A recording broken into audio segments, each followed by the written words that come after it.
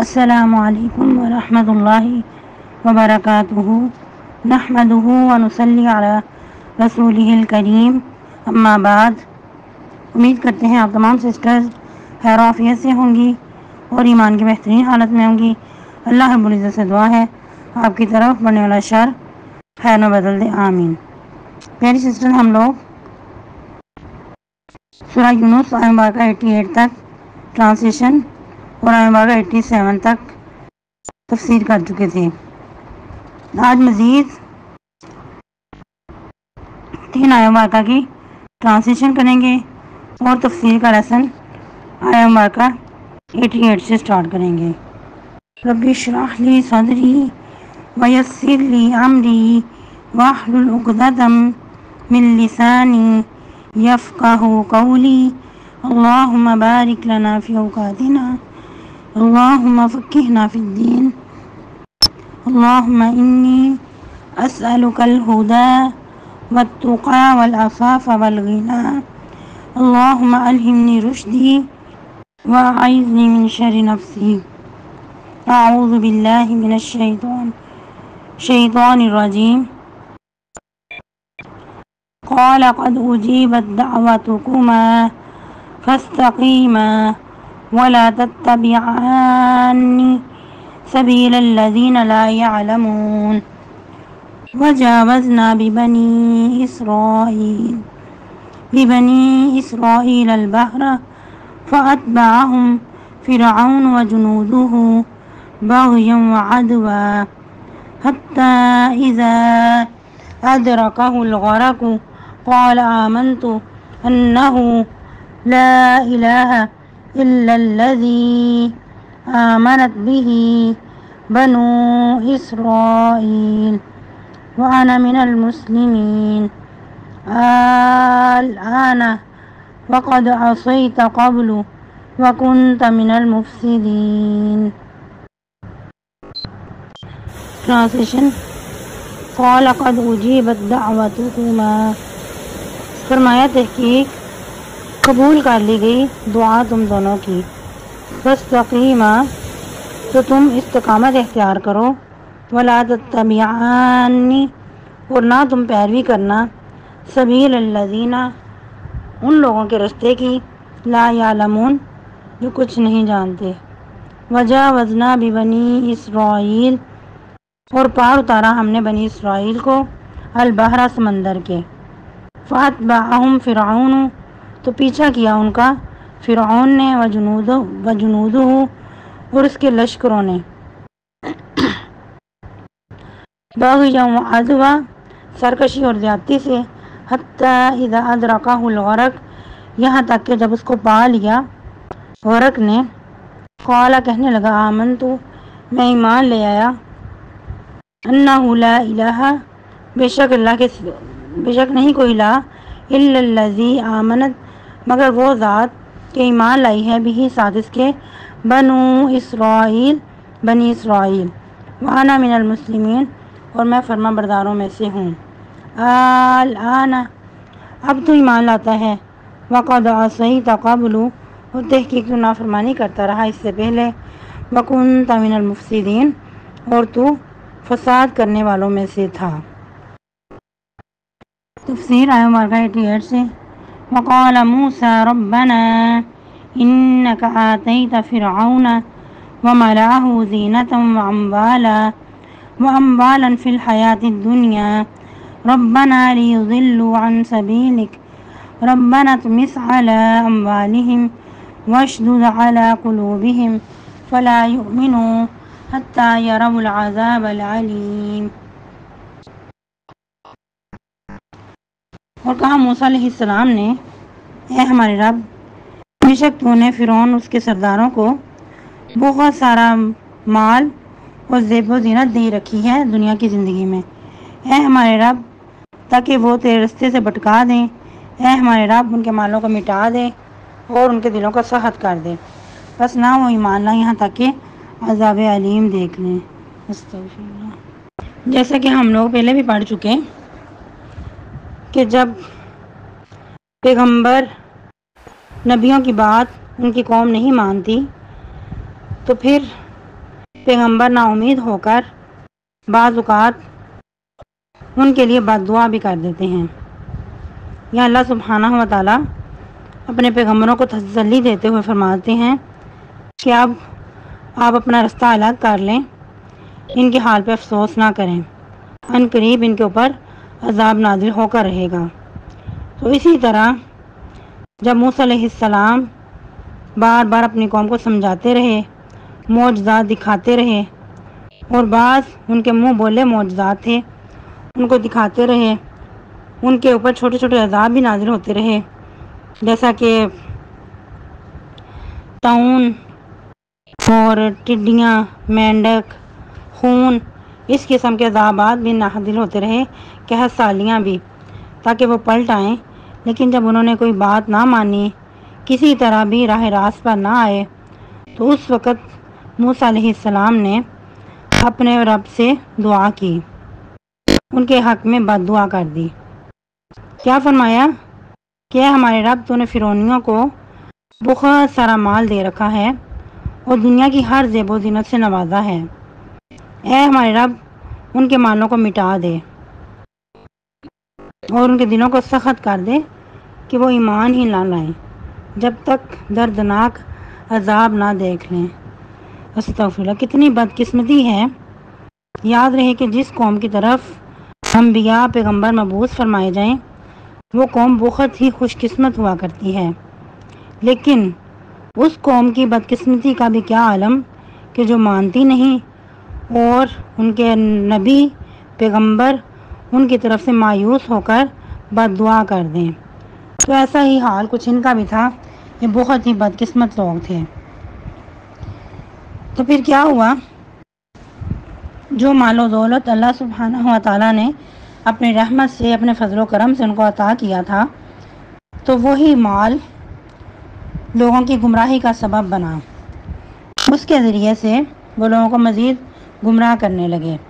یاد رہے کہ پہلے بھی ہم بارہا پڑھ چکے کہ مال اولاد انسان کے لیے فتنہ ہے. بعض اوقات یہی مال انسان کے لیے نجات کا سبب ہوتا ہے، اور یہی مال اگر انسان غلط رستے پہ لگائے تو اس کے لیے وبال جان ہوتا ہے. تو اسی طرح ان کے ساتھ بھی ہوا. تو انہوں نے راہ راست پہ آنے کی بجائے اسی مال کو مزید ایسی جگہوں پہ لگایا، اس قسم کا اس کو استعمال کیا کہ وہ لوگوں کو اللہ کے رستے سے مزید روکنے لگے. اور یہ بات بھی قابل توجہ ہے کہ ان کے مالوں کو برباد تو کیا گیا، لیکن کچھ جو آثارات ہیں، آثار قدیم ابھی تک باقی ہیں عبرت کے لیے.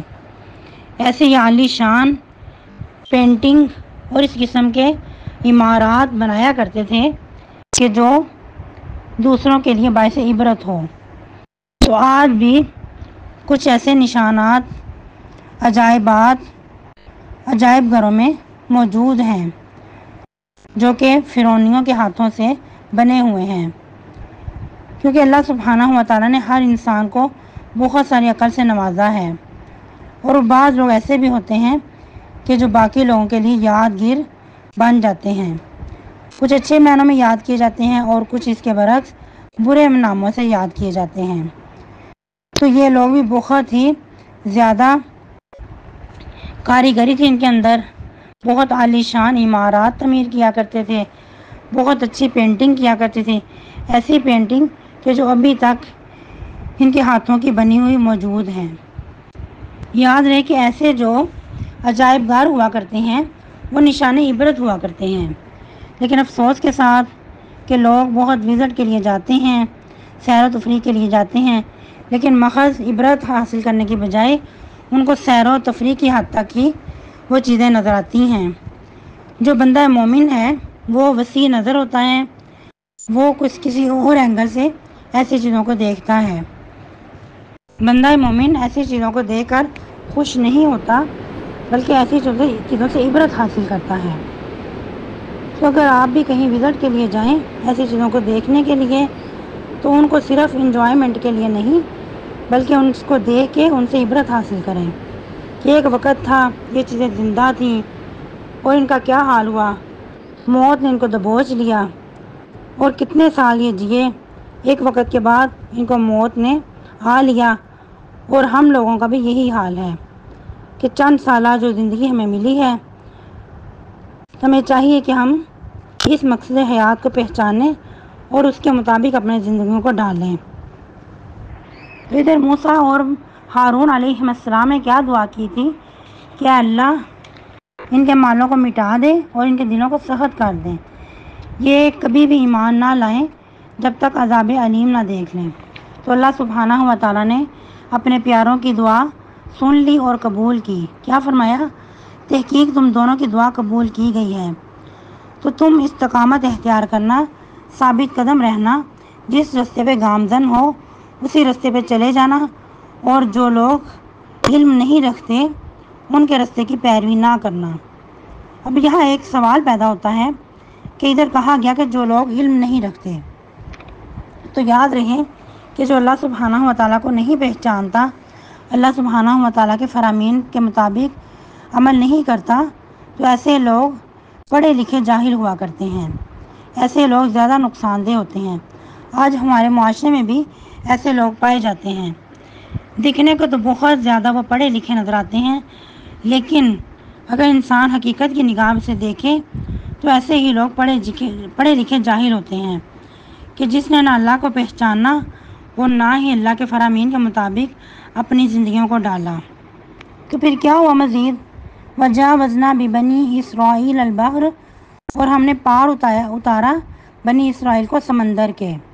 اللہ سبحانہ و تعالیٰ نے موسیٰ علیہ السلام کو حکم دیا کہ اپنی قوم کو لے کر راتوں رات نکل جاؤ، فرعون اور اس کا لشکر تمہارا پیچھا کریں گے۔ تو اللہ سبحانہ و تعالیٰ کے حکم کے مطابق موسیٰ علیہ السلام اپنے گھر والوں کو اپنی قوم کو لے کر چل پڑے۔ جب دیکھا تو فرعونی بھی موسیٰ علیہ السلام کے پیچھے پیچھے آ رہے ہیں، پیچھے فرعونی ہیں، سامنے سمندر ہے۔ اس وقت موسیٰ علیہ السلام بہت پریشان بھی ہوئے، لیکن جب ان کی قوم نے کہا کہ بے شک ہم تو غرق کر دیے گئے، اس وقت موسیٰ علیہ السلام نے کہا کلا ان معی ربی سیہدین، ایسا ہرگز نہیں، میرا رب میرے ساتھ ہے، وہ مجھے رستہ دکھائے گا۔ تو اللہ سبحانہ و تعالیٰ نے اس وقت فوراً حکم دیا کہ اپنا عصا سمندر پر رکھ دو۔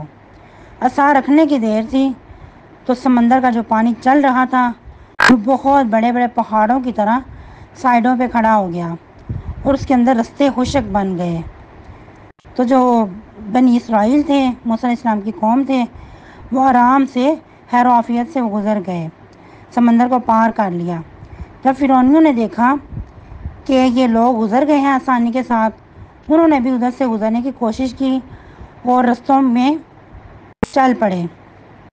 جب درمیان میں پہنچے تو اللہ سبحانہ و تعالیٰ نے جو سمندر خشک ہو چکا تھا اس کو حکم دیا کہ چل پڑے۔ موسیٰ علیہ السلام سے کہا اپنے عصا کو اٹھا لو۔ جو ہی عصا کو اٹھایا تو سمندر کا پانی چل پڑا اور تمام فرعونی غرق ہو گئے۔ اس وقت فرعون بھی اس کے اندر غرق ہو گیا۔ تو پھر کیا ہوا؟ ادھر ایک بات بہت ہی غور طلب ہے۔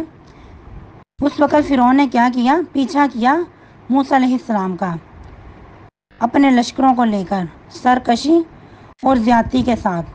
اس وقت ابھی اس کا دل نرم نہیں پڑا تھا، اس کی جو سرکشی تھی، عداوت تھی، وہ برقرار تھی۔ لیکن کیا ہوا کہ جب اس کو سمندر کے پانی نے آ لیا، اس نے خود کو غرق ہوتا دیکھا، اس وقت بھی کہنے لگا آمنت انہ لا الہ الا الذی آمنت بہ بنو اسرائیل، کہ میں ایمان لے آیا ہوں اس ذات پر جس پر بنی اسرائیل ایمان لائے ہیں، اور میں مسلمانوں میں سے ہوں۔ اللہ سبحانہ و تعالیٰ نے فوراً تنبیہ کر دی الآن، کہ اب تو ایمان لاتا ہے، وقد عصیت قبل، اس سے پہلے تو نافرمان تھا، وکنت من المفسدین، اور فساد کرنے والوں میں سے تھا۔ کہ اتنی جلدی تیرا ایمان لانے کی طرف کیسے دھیان گیا؟ کیسے تو مسلمان خود کو کہلاتا ہے، جبکہ اس سے کچھ دیر پہلے تو نافرمان تھا اور مفسد بنا ہوا تھا، دشمنی عداوت کے ساتھ موسیٰ علیہ السلام کا پیچھا کر رہا تھا۔ تو اللہ سبحانہ و تعالیٰ نے اس کو اس بات کے بولنے کی توفیق ہی نہ دی، ادھر ہی اس کی بات کو کٹ کر دیا۔ اور یہ کہا جاتا ہے کہ جبرائیل السلام نے وہاں سے مٹی لے کر اس کے منہ میں ٹھونس دی، آج کے لیے اتنا ہی کافی ہیں، باقی نیکسٹ لیسن میں انشاءاللہ اپنے لیسن کو کنٹینیو کریں گے۔ سبحانک اللہم ربنا و بحمدک نشہد ان لا الہ الا انت نستغفرک و نتوب الیک۔ کل فرائیڈے ہے، کل فرائیڈے کی آپ کو چھٹی ہے، فرائیڈے کی سنتوں کا خیال رکھیے گا، کثرت سے درود شریف، سورۃ الکہف کی تلاوت، اور جمعہ پڑھنے بھی لازمی جائیے گا، اور جمعہ کے جو آداب ہیں، مساجد کے جو آداب و احترام، ان کو بھی ملحوظ خاطر رکھیے گا۔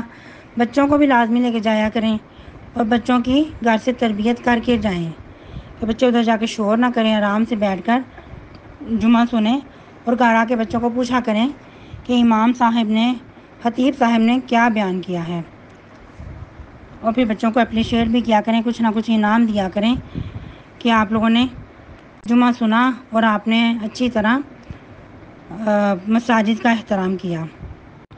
السلام علیکم ورحمۃ اللہ وبرکاتہ۔